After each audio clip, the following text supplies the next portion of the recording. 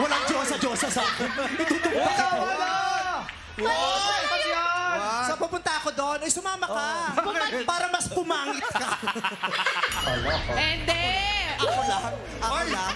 Alam mo, compliment yung sinabi niya. Pumangit ka na? Oo, kasi ibig sabihin maganda ka, tapos di ba? Bumagitna ka na pala yan. Kasama si Jong para gitna to ah. Dito daw. Sa Dito, baba. yan. Oh, ang ganda-ganda niya, oh.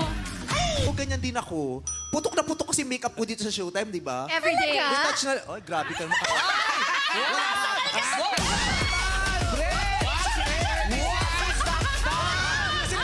Tinatawag na walang haba. Everyday!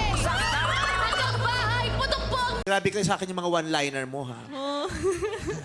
Sinabi ko lang naman yung What happened to beauty positivity? Ang baka palang makeup, tapos retouch na lang yan kaysa yung